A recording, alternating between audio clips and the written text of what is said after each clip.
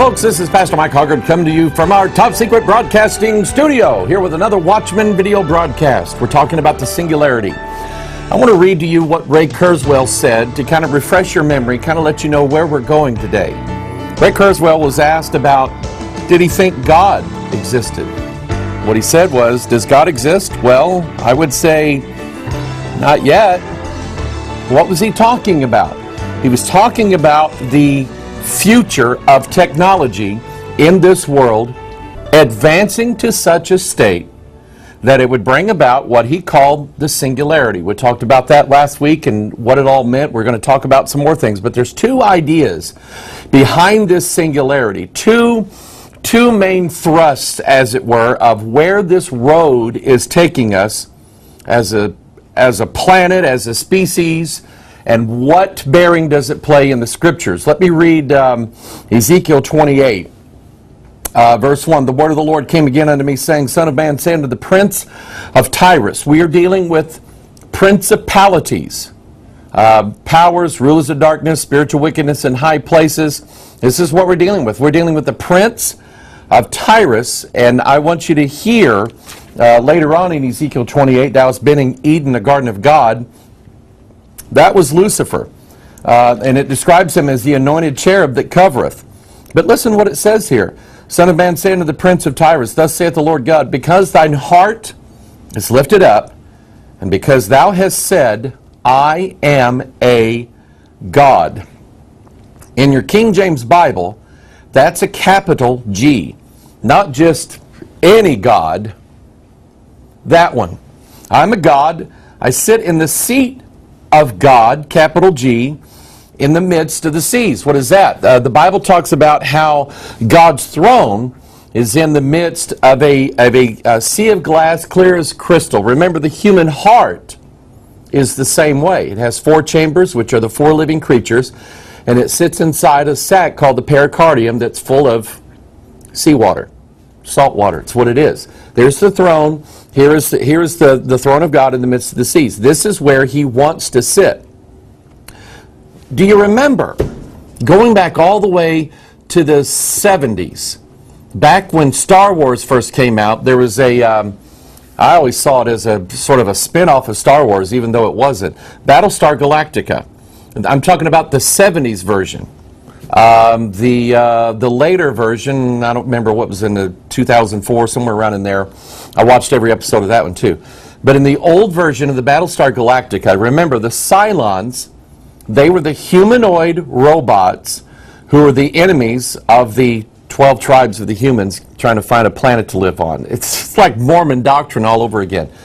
But they had a chief, very intelligent robot that ruled over them named Lucifer. I don't know if you remember that or not, but it was a very highly intelligent computer robot named Lucifer, and he ruled over all the Cylons and so on and so on. He wanted to be God.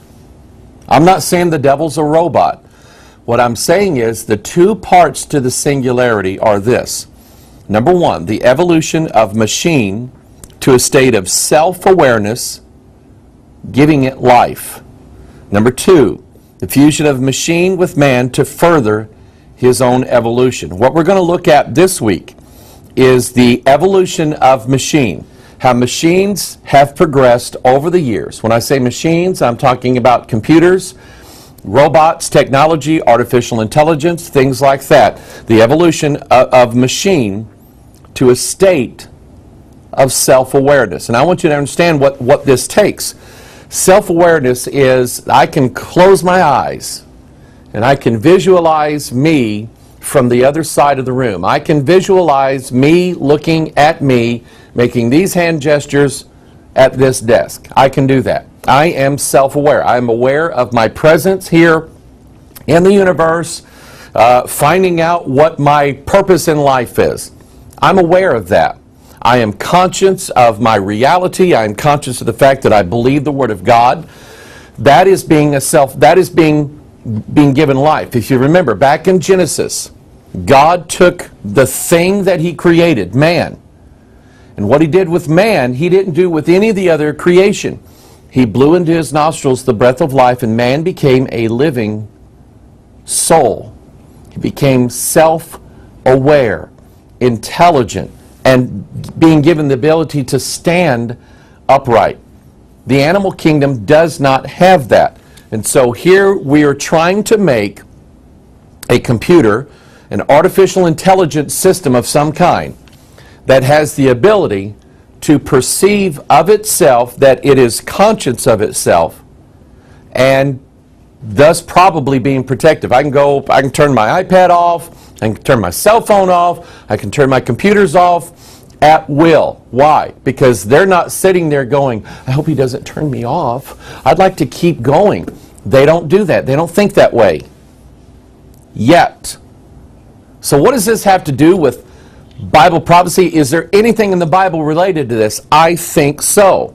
We talked about this last week, but let me read these verses again to kind of give you perspective of what the role of the false prophet is. Remember, in Revelation 13, we have the beast rising up out of the sea, out of the heart of man, and then we have the false prophet rising up out of the earth. And he makes everybody make an image.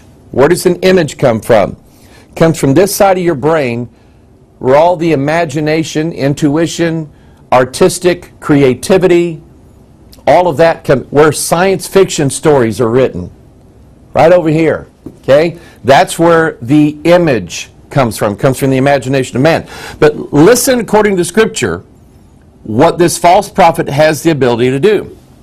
Revelation 13:14, he deceiveth them that dwell on the earth by means of those miracles which he had power to do in the sight of the beast, saying to them that dwell on the earth that they should make an image to the beast, which had the wound by a sword and did live. There's your image. And he had power to give life unto the image of the beast, that the image of the beast should both speak and cause that as many as would not worship the image of the beast should be killed. I've seen these movies. I've seen the Terminator movies. I've seen The Matrix. I've seen all these others where the robot, the machine world, becomes intelligent, becomes self-aware. They've been given life. They've been given a soul. And now their objective is to make sure that everybody in the world serves them. That's what The Matrix is all about. All of the humans serve the machine world. And if you don't serve the machine world, well, then Agent Smith will come and kill you. That's what this is. That's what this is saying right here. Psalm 135, verse 15. Here is the way that idols and images are right now. This is the way my computer is right now. I have on my tablet, I have right here, there's a little bitty eyeball right here on the side here. It's a camera. And somewhere on here, I could never find it, there's a microphone that picks up the sound of my voice. I don't know. Yeah, I think it is down there. Anyway, there's a microphone picks up the sound of my voice. It's got an ear, and it's got an eye, but it can't really hear, and it can't really see anything and discern what it's seeing. It can't do that. Psalm 135 describes the state of images up until, let's say, tomorrow at 2 o'clock in the afternoon. Who knows when the singularity is going to come about, but it's going to. Psalm 135, verse 15. The idols of the heathen are silver and gold, which, by the way, are magnificent electronic conductors. If gold wasn't so expensive, all of your electronic things would be made out of gold because it's a very good conductor of electricity. Anyway, the idols of the heathen are silver and gold, the work of men's hands. Think of what artificial intelligence is, robotics. It's the work of men's hands. They have mouths, but they speak not. Eyes have they, but they see not. They have ears, but they hear not. Neither is there any breath in their mouths. Think of the breath. Think of the soul. They that make them are like unto them, so is every one that trusteth in them. In other words, they're saying they're dead. And so is basically everybody that falls after idols and images. But the false prophet is going to do something that has never been done before. Think of when the image of Dagon fell before the Ark of the Covenant. and he couldn't get back up. So he hit his life alert button, and the priest of Dagon said, "What is it?" He said, "I've fallen and I can't get up." But he didn't say that because he had a mouth, but he couldn't talk. So they had to stand him back up. Next day, fell over again. This time his head and hands and the human parts came flying across the room. They had to pick him up again. Man has to do for their God what their God cannot do for themselves. I have to tell this iPad what to do because it cannot do by itself yet. And we're getting used to speaking to these things, aren't we? Apple has Siri. Android has something. I don't remember what it was. Microsoft coming out with Cortana. Supposed to be more natural, as if you're really talking to a personal assistant. We're getting used to talking to them like in Star Trek. Computer, examine the planet down there. We're getting used to talking to the computers, and we're trying to teach them how to listen to us and do what we say. All that's going to flip around one of these days, because the false prophet is going to give life, a soul, self-consciousness, self-awareness to the image of the beast. And he's going to be able to speak. Not only is he going to be able to speak, but he's going to be self-aware enough to understand that everybody must worship him, and if they don't, they have to be killed. That's where we're going. Does the singularity have anything to do with that? I'm going to read you some articles. I want you to listen to how these technology experts are describing the advancements in technology, the God-like advancements in technology. Here's an article. It's more of an editorial. The Road to Singularity. Potential annihilation, utopian visions. Will liberty prevail? It says in 1945, George Orwell, famous for a stunningly accurate portrayal of a future police state in 1984, commented on prominent author C.S. Lewis' book, That Hideous Strength. I've read that book, by the way.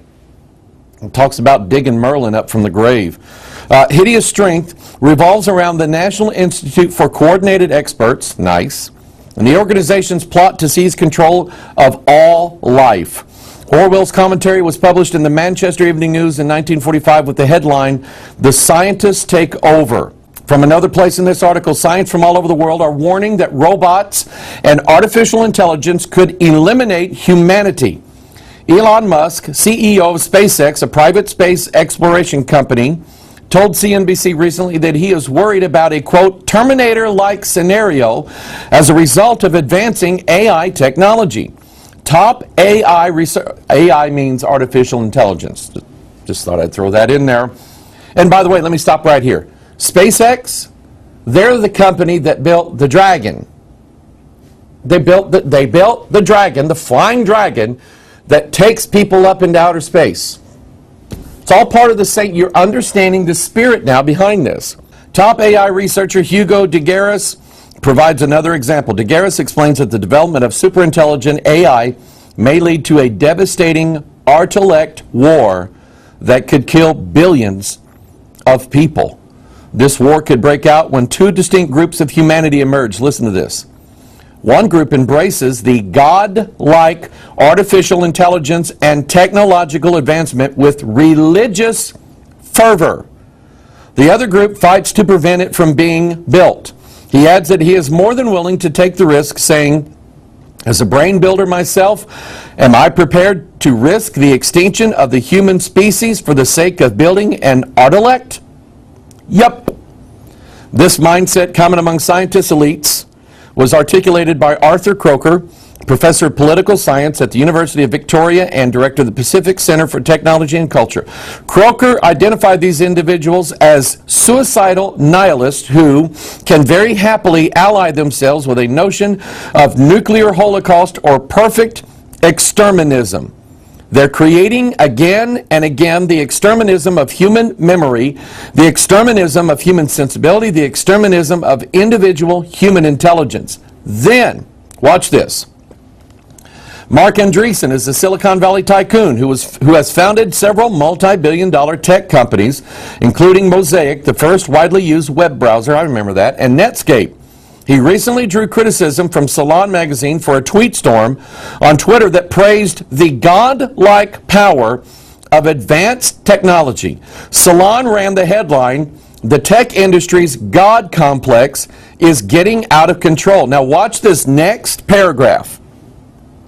Andreessen tweeted, "I am firmly convinced many people are fundamentally underestimating the power and potential of these new superpowers in the years ahead," he continued.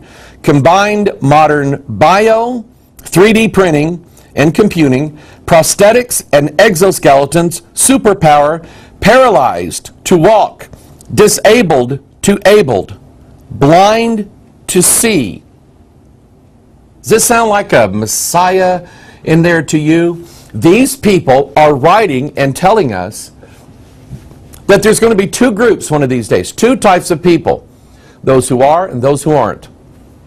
Those who have embraced the technology and melded the technology into their own biosystems, their body, to give them advancements, enhancements, God-like powers.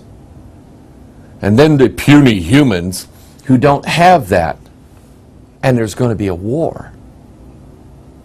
There's going to be a war. Revelation 19, go read it.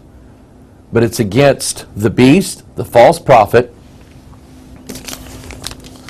and all the people, e pluribus, gathered as one there in the valley of Armageddon.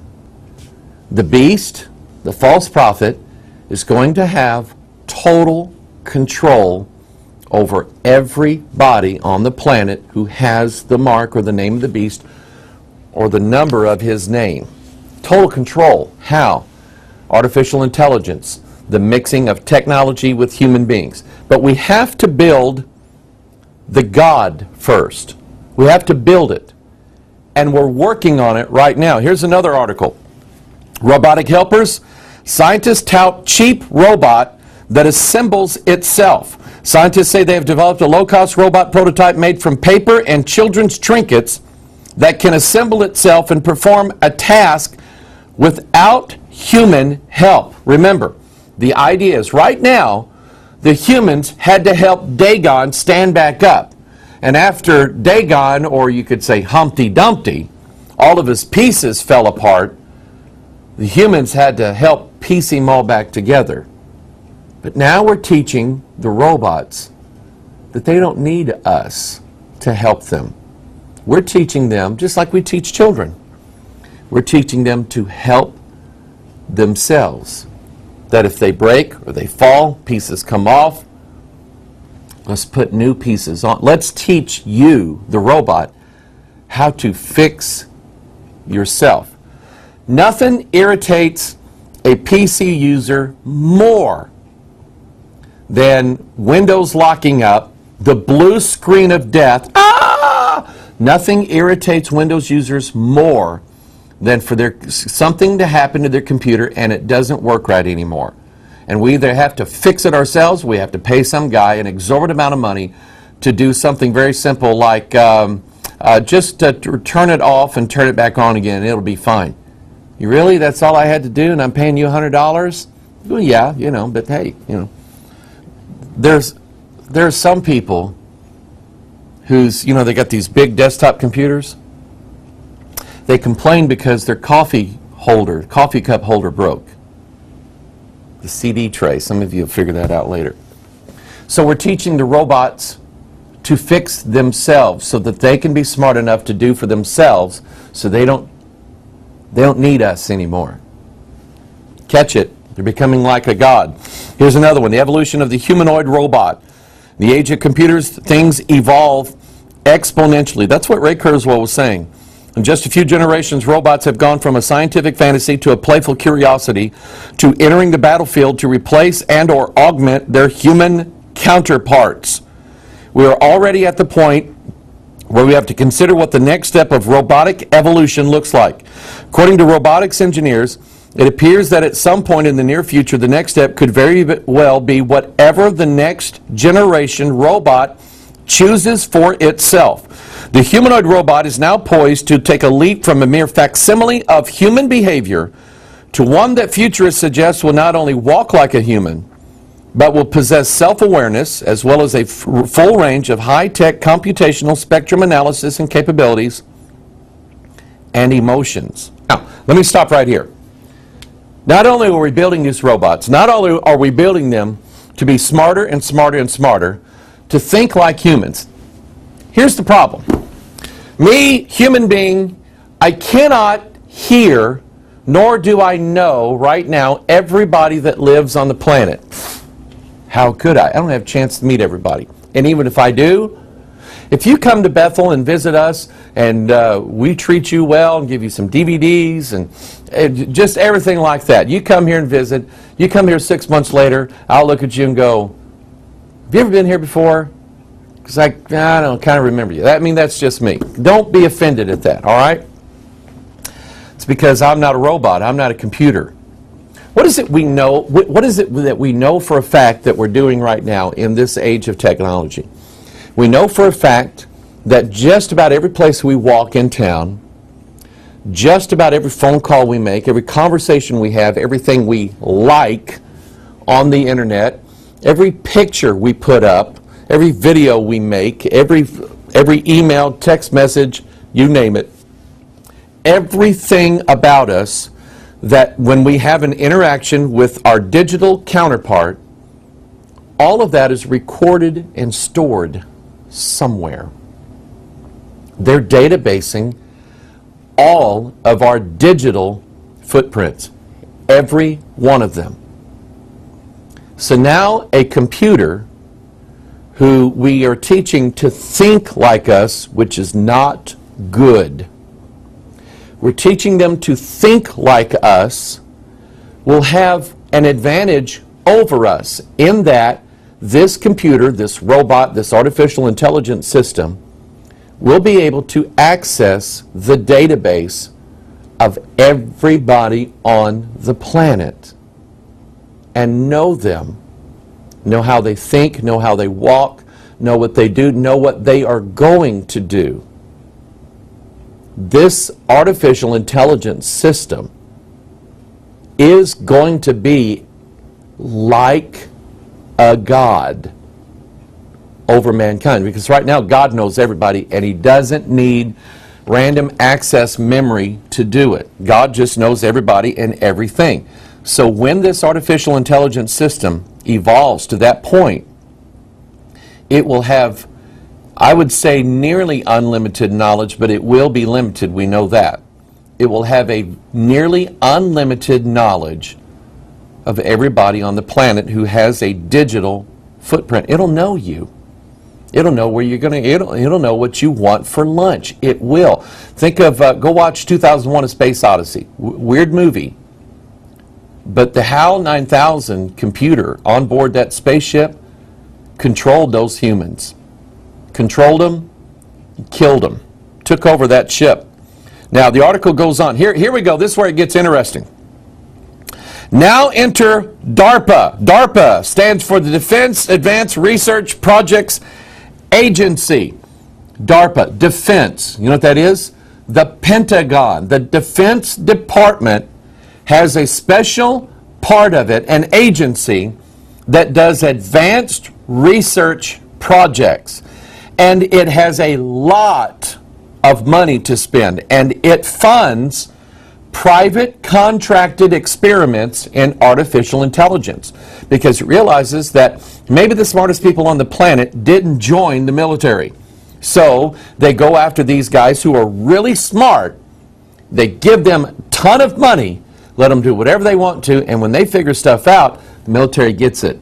See how it works? By the way, the internet, you're probably watching this on the internet right now.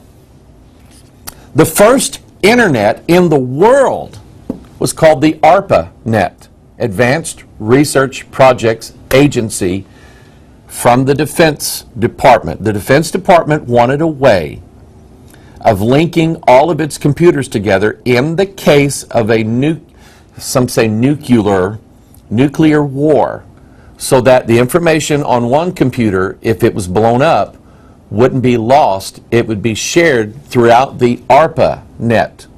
That was really the first internet. That was back when Al Gore was inventing it for them.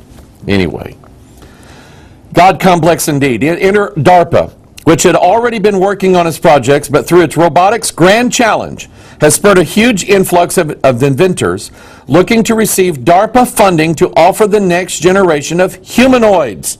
The challenge has been couched in the comforting language of disaster response research, but what is emerging seems to be capable of far more than that. The primary goal of DARPA Robotics Challenge Program is to develop ground robotic capabilities to execute, boy, just that word just kind of makes me cringe, to execute complex tasks in dangerous, degraded, human-engineered environments. The program will focus on robots that can utilize available human tools, ranging from hand tools to vehicles. The program aims to advance the key robotic technologies of supervised autonomy, mounted mobility, dismounted mobility, dexterity, strength, and platform endurance. Supervised autonomy will be developed to allow robot control by non-expert operators, to lower operator workload, and to allow effective operation despite low fidelity, such as low bandwidth, high latency. And these are all communications terms, and I kind of understand them a little bit. But here's what they're doing. They're wanting these scientists and these geeks to go out and build them a Terminator. That's what they're wanting. Go back to the 1980s. Remember the 1980s? High-top tennis shoes. Love the 80s. 1980s. James Cameron, young and upcoming Hollywood film director, conceives this idea called the Terminator. There was a time when the computer world, built by the military, was going to be so far advanced that they would be self-aware, they would start a war on planet Earth, and the robots and the AIs and the computers would take over, that were built by the military. That was in the 80s. We were barely using, I was still using a Commodore 64 computer, 64 kilobytes of random access memory. The computer that we do our rendering on, video rendering, is 8 gigabytes. You go from kilo to milli to giga. That's how far we've gone. How is it that James Cameron imagined a scenario whereby the military was going to produce the killer robots? We'll get into that a little bit later on, okay? When we start talking about movies and the imaginations and science fiction and creativity, we're going to talk about that, because that's what is spurring all of this along. Whatever man dreams up, that's what he's going to have the ability to do. So, we're finding out that all of these AI companies, all of these startups, all of these geeks who go on robot wars, remember those? All of these people designing these artificial intelligence systems, there is a God complex about it. They're not going, all of the scientists all over the world are not going to get to the point to where we push this button and all of the artificial intelligence systems will become self-aware the moment we push this button. Well, we better not push that button. Yeah, I agree. We probably shouldn't push that button because we don't know what's going to happen. Are you kidding me? You know what scientists do? They push buttons not knowing what's going to happen. Because why? Because they want to see what happens. They're going to push the button.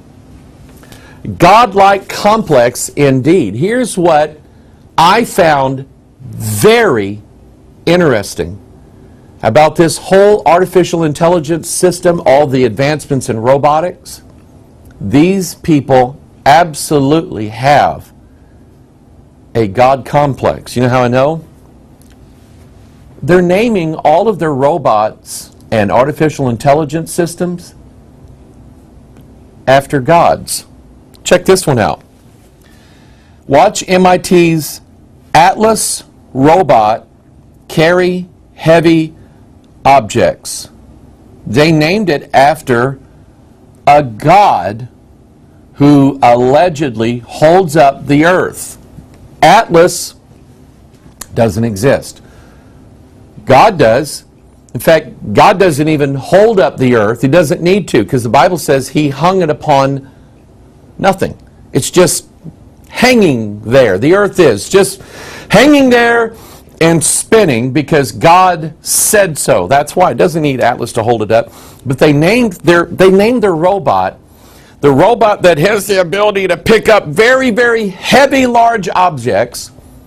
They named it after a god who picks up and holds very, very, very large objects. I'm not done. Here is a group called the Genie Lab. And you're probably thinking Robin Williams, Aladdin. That's probably what you're thinking, okay? Or some of you are not. But you are looking at this very peculiar symbol that they use. Very interesting. Genie Lab. Let me read to you a little bit about Genie Lab. The Genie Lab, newly launching in 2013, builds heavily on the prior work of its founders in their pursuit to realize genius. Stop right here. Where do you find out what the word genius really means? I didn't know this until I started looking at this. Well, yeah, genius, that's somebody that's got, a lot of smarts. They're a genius. Albert Einstein, he was a genius. They only named people geniuses who have high intelligence because of what the word genius really means. Just wait. It's coming up, all right? Genius machines. Robots with greater than human consciousness, creativity, and compassion. Now, you could say, oh, yeah, compassion's good. It has compassion. Com means with, passion means emotions, with greater than human emotions, greater than humans, God-like compassions. To achieve this goal, we named the Genie Lab as a nonprofit working group to advance the science and engineering of super intelligent walking robots. Now, take a look at this. When we think of a genie, this is normally what we think of. We think of phenomenal cosmic power in a teeny tiny space. Okay, see Robin Williams and Aladdin? Yeah, okay. Anyway, that's what we think of. A genie is, according to Islamic thought, Middle Eastern thought, the idea of a genie goes back even before Islam. But in the Quran, genies are mentioned quite prevalent. They are spirits. They can either be benevolent or malevolent, which means good or bad. And the Quran teaches that these jinns, these genies, or jinn they call them, were made by God. As man was made out of dirt, they believe that the jinns were made out of fire, which is really, really interesting in light of Psalm 104, which says, who maketh his angel spirits, his ministers, a flaming fire. And so in this little area here, the Muslims, the Islamic believers, the Middle Eastern people, and again, this mythology goes all the way back even before Islam, but the Prophet Muhammad believed it, was that these jinn were spirits made out of fire. And that's exactly what the Bible says about angels. He maketh his angel spirits, his ministers a flaming fire. Remember the cherub that sat at the entrance to the Garden of Eden holding a flaming sword. And when it says his ministers, there are good angels. We know Michael is one. We know Gabriel is one. But there are also evil angels as well, and they are made out of what the Bible refers to as fire. So what are we dealing with? When we're dealing with the jinn or genies, we're dealing with spirits, familiar spirits, gods, little g. That's what we're dealing with. And go back to this article here. The Genie Lab is all about building genius machines, robots with greater than human consciousness, more than us. We are building a God. That's what we're doing, people. Now, but then, I found out, see, when they, what was it, the Arabian Nights? When that book was translated from Arabic, I think into French or whatever, the translator, when it saw the word jinn, referring to these gods, these devils that were made out of fire, he used the Latin word that looked like it and sounded like it. And really, there's a connection here. He used the word genius. What does the word genius mean? It's from Wikipedia. In ancient Roman religion, I didn't know this until a few days ago. In ancient Roman religion, the genius was the individual instance of a general divine nature that is present in every individual person, place, or thing. In other words, it's like pantheism or panentheism, where a God is in everything or every creature and every body. And so, if let's say that I don't know, working on something in the kitchen, I'm cooking something, and all of a sudden just this bash of creativity comes on me, and I start mixing ingredients, and I get it on the stove, and I cook it, and I serve it up to the table, and my wife and kids are eating this, and they're going, this is absolutely amazing. I've never had anything this good. That story's never happened, by the way, but they are doing this.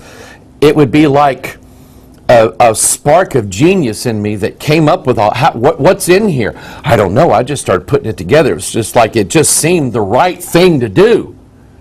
We would say you just have this spark of genius in him. Well, the concept comes from ancient Rome that says that basically there's a God over everything. Here's some examples. The genius of love, the genius of victory, genius of Palermo, the genius of liberty. Think of what's on top of the Capitol building, the United States of America. It's a 19.5-foot statue called Liberty. It's a genius of liberty, a god or a goddess of liberty. We're dealing with spirits. Look here. Genius of Alexander, the genius of war, god of war.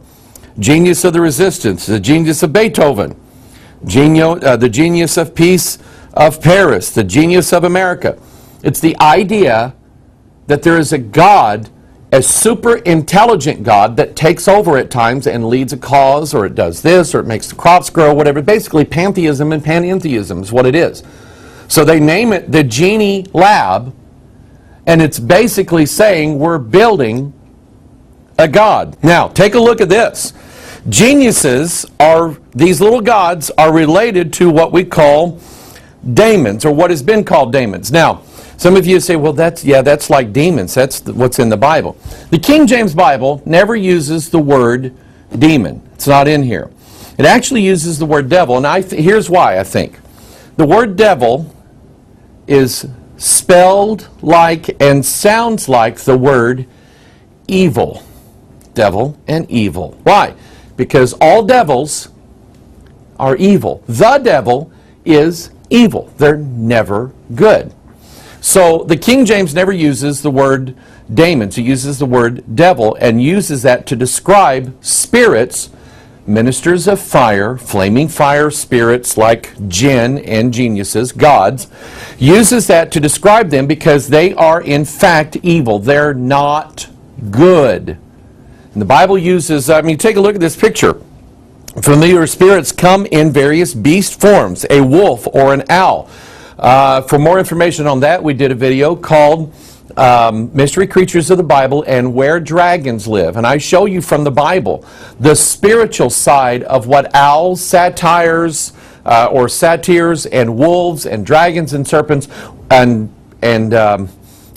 unicorns, what they all really represent in the spiritual world. These are owls and wolves are rulers of the darkness of this world.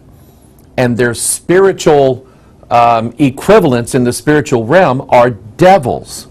But here's a webpage called Your Daemons Give Me Your Soul. And you go to this webpage and it's all of these people talking about their animal spirit guides that they refer to as daemons. Daemon and geniuses are related in that they are non-biological intelligent entities, intelligent creatures. Think of, I'm here at Ezekiel 28. God said of the prince of Tyrus, when he says, I'm going to sit in the seat of God, behold, thou art wiser than Daniel. There's no secret that they can hide from thee. And I submit to you that the devil, though he be a beast in the spiritual realm, is a very intelligent, wise beast. What do we say of owls? He's the wise old owl. The owl is a symbol for wisdom, but it's a symbol of the occult because they rule over the darkness. Owls in the Bible, go study owls in the Bible. Go study satyrs. Go study unicorns. Go study dragons and serpents and wolves. You'll find out that they represent devils, or that is the image of them. They are devils. These people refer to them as daemons, simply meaning these are spirits that help us and rule with us. When you get into witchcraft, even at the youngest age, I've looked at books that are encouraging young girls to get into witchcraft. They tell them to find your animal familiar spirit, to find some animal that you can link to, that the gods have sent over to you that you're going to relate to. That's going to be your familiar. That's going to be your animal spirit guide.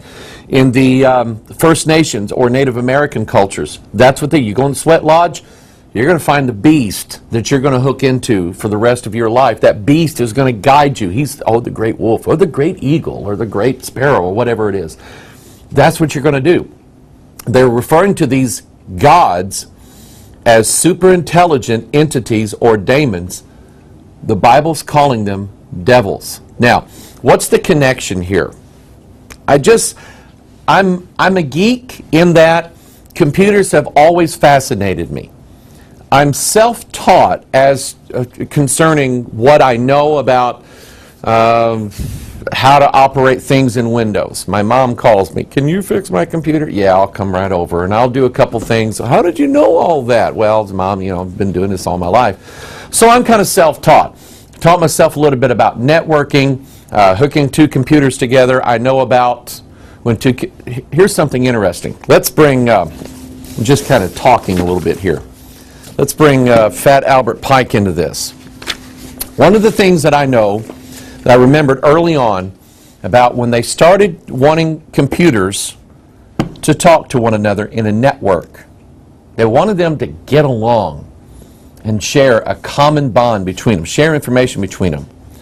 So these computer geeks back in the 60s and 70s, they developed these protocols. They gave them different names. And I know that, I don't know if it's still done this way, but I know that back then, whenever two computers linked together, they each sent a packet of information to one another that was referred to as a handshake. And the handshake had to be exactly right, or the computers wouldn't talk to one another. This computer would send out a packet of information with his hand like this, okay? And then this computer would stick his hand out like this, and they would do a grip of the lion's paw like Masons do. See, if you go up to a Mason, you just give them a regular handshake, they know you're not a Mason.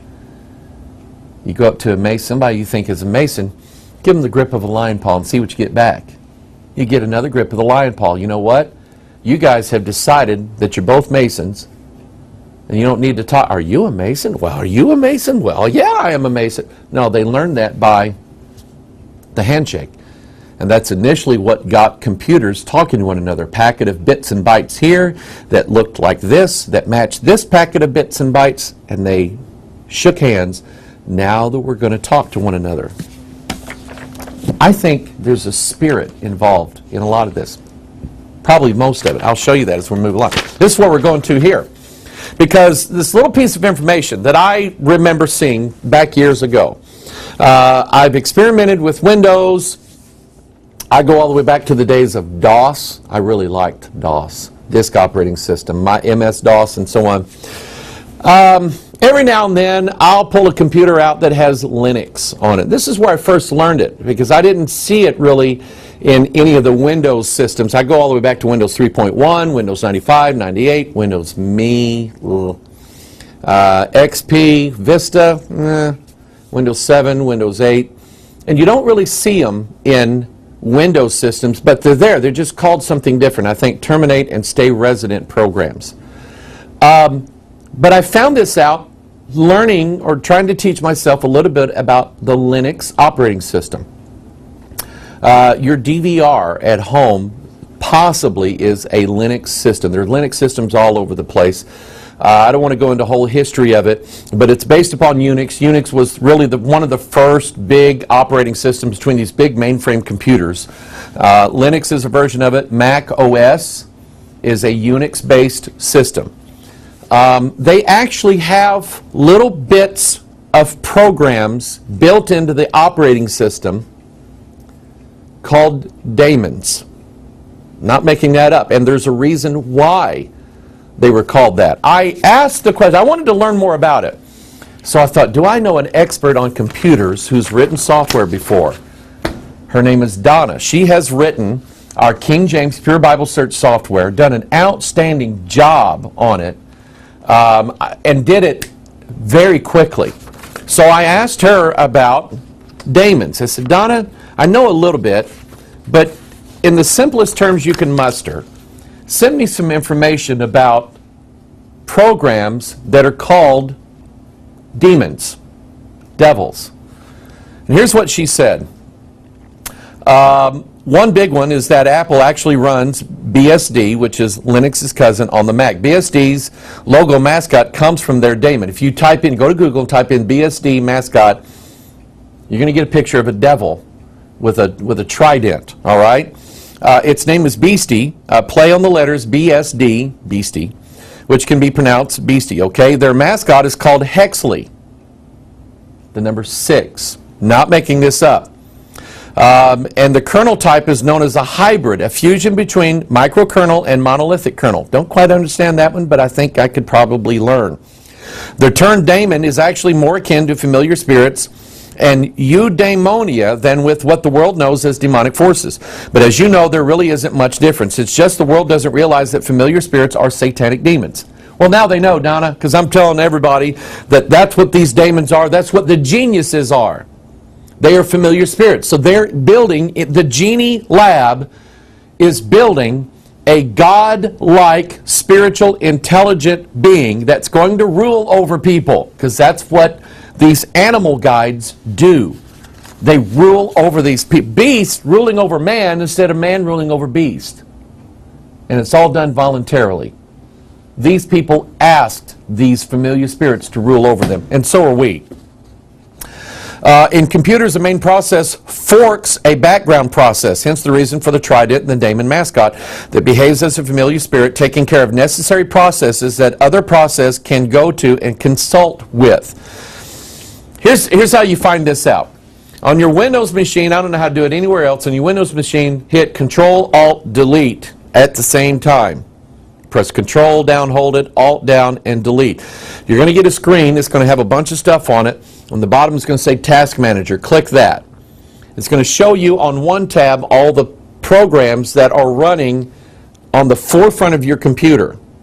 If you go over one tab where it says Processes, click that. My mom goes, how did you learn all of this? Mom, I just figured it out. Hit Processes. You're going to find that you thought you were running 3 programs at one time on your computer. You weren't. You were running 30, 35, 40 in some cases. Depending on how many screensavers you downloaded, how many viruses and Trojans you have on your computer. Quit downloading screensavers from the internet. Good grief. Anyway, and all these free games that you can download, there's a catch. You download the free games, they're going to take over your computer. Just telling you. You know what they do? They put all of these background processes going on. These are programs. Daemons are programs that are always going on in the background. They're always there. You don't see them on the screen. You don't see them in the light of the screen. You don't see them on the desktop. You have to kind of peel off a few layers of your operating system to find out that they're there, but they're there. And they've been running the whole time. Some of them, like I say, you downloaded a card game from the internet. Well, it was free. You installed it. You gave it permission to do what it's doing. You installed it, and now all of a sudden, when you pull Firefox up or Internet Explorer or Chrome, you pull it up and you type in something you're going to search for on the internet, all of a sudden now your search engine's different. And it's giving you different results. Do you know why? You know why?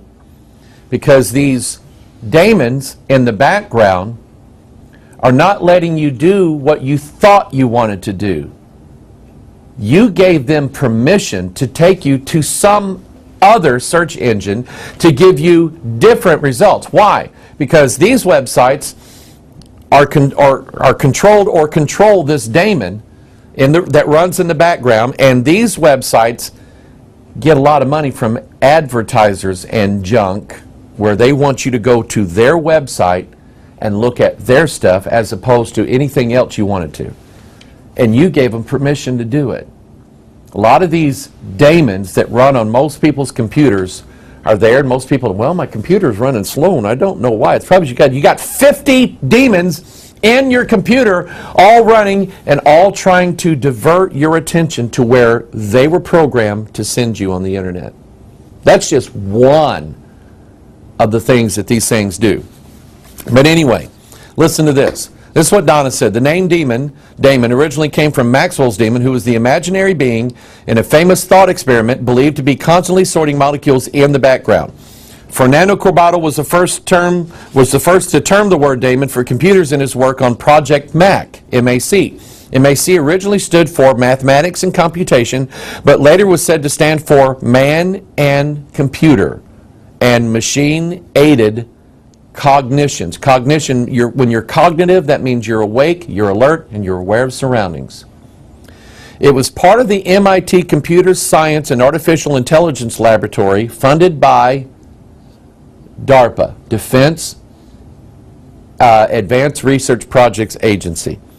Some of the daemons running on my Linux machine include HTTPD.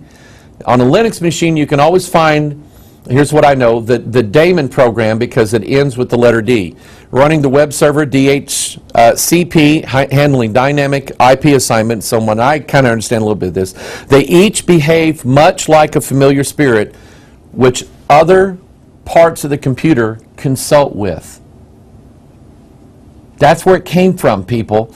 Daemons. In fact, here's a picture of Linux and Beastie with his trident, his forks, and sort of a diagram of how all of these daemons work in the background. Basically, they are programs, intelligent programs, that are running behind the scenes that other parts of your upfront programs are consulting with and getting information from and being told what to do with itself.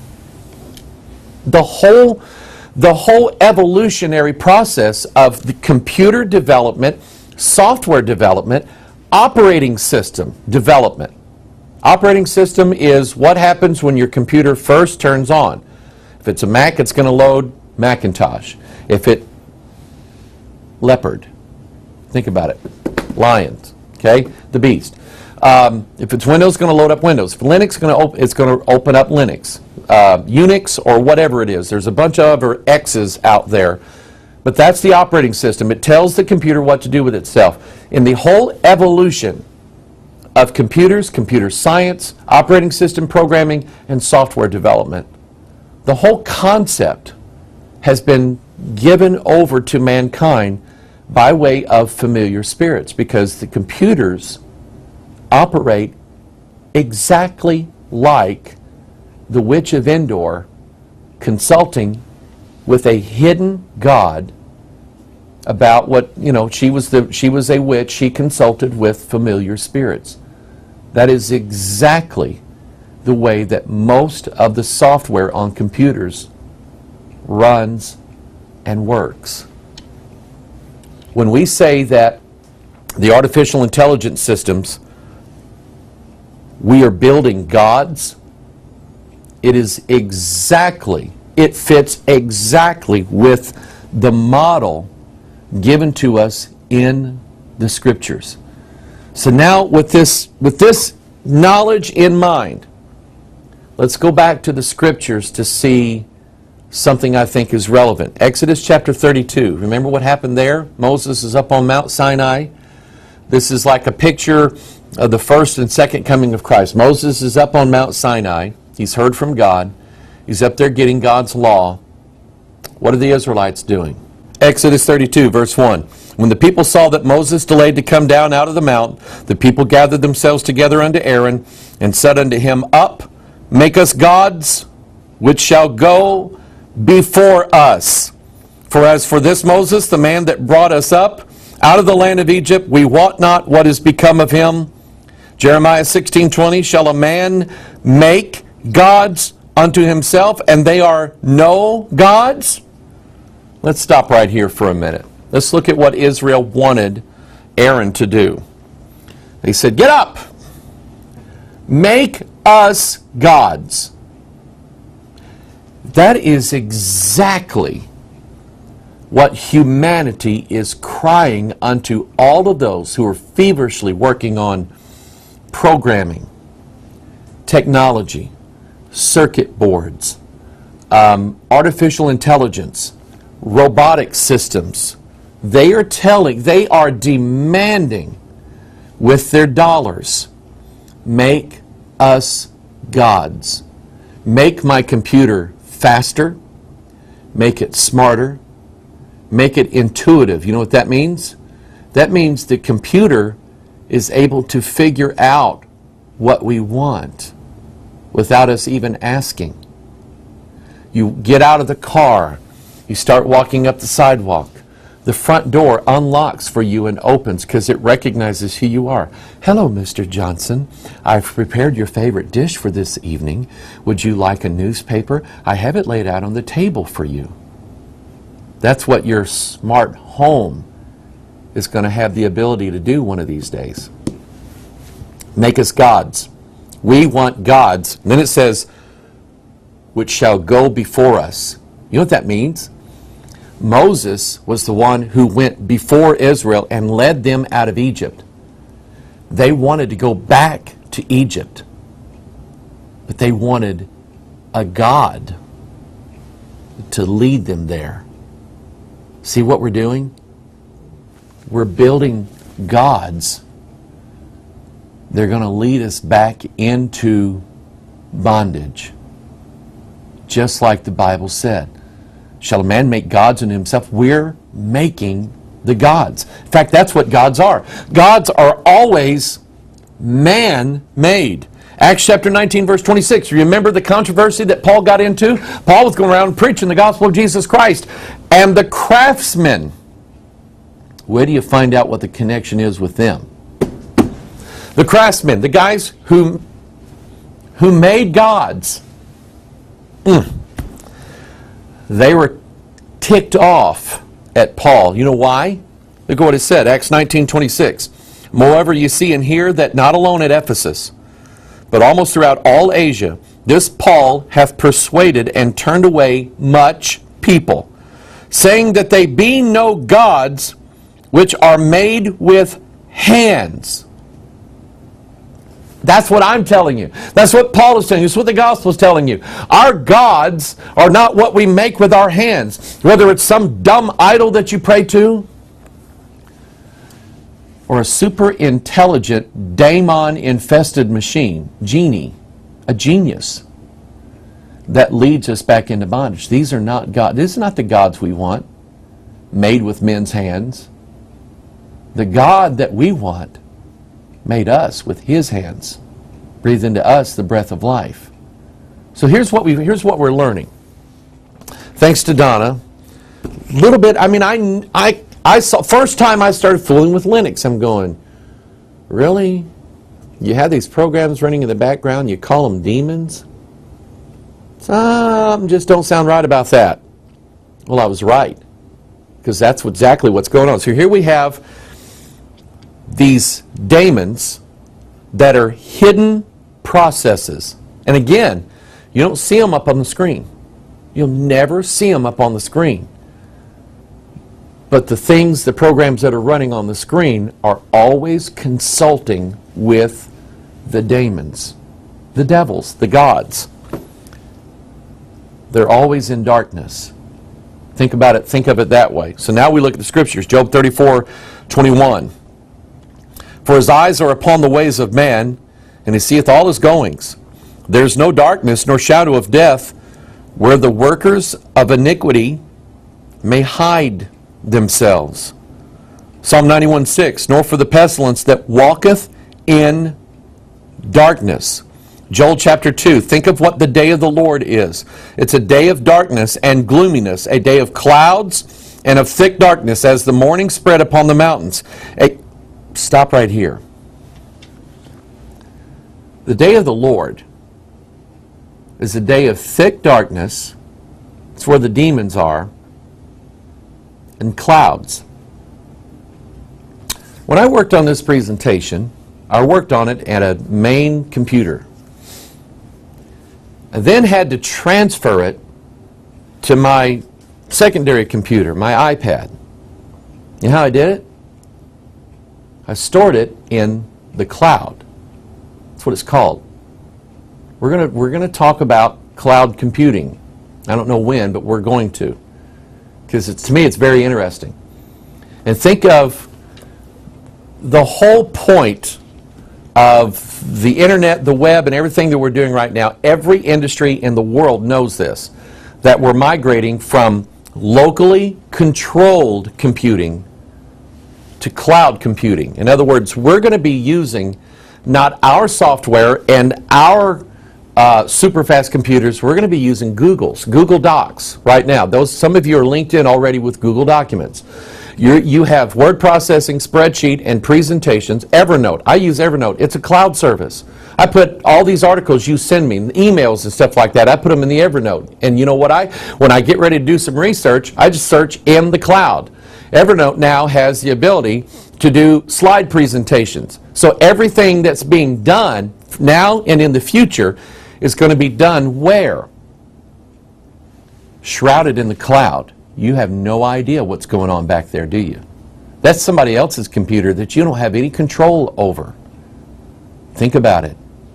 The day of the Lord is gloominess, a day of clouds and thick darkness, as the morning spread upon the mountains. What does that thick darkness produce? A great people and a strong. There hath not ever been the like, neither shall be any more after it, even to the years of many generations. So what are we looking at? We're looking at systems that we have built in this world starting all the way back in the 50s, 60s, 70s. The home and computer explosion in the 80s and the 90s. Now we're in the tablet and mobile device revolution.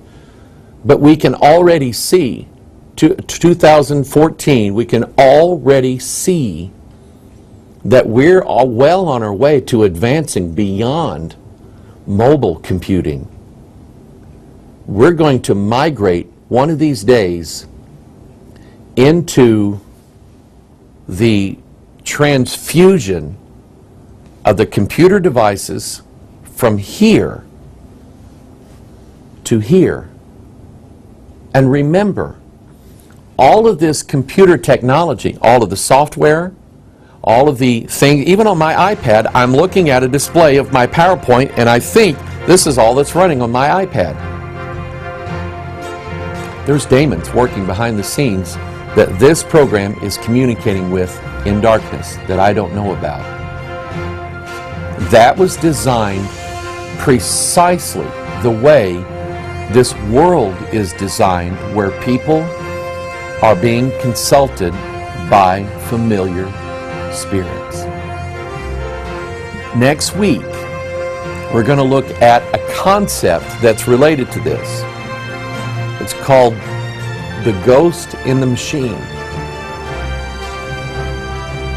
Wait till you find out just how much technology has been inspired by familiar spirits. I set up 11 o'clock. I was ready to go to bed, and a thought came. Right? Just think about how Francis Crick said that he discovered how DNA was a double twisted helix. I've talked about it before.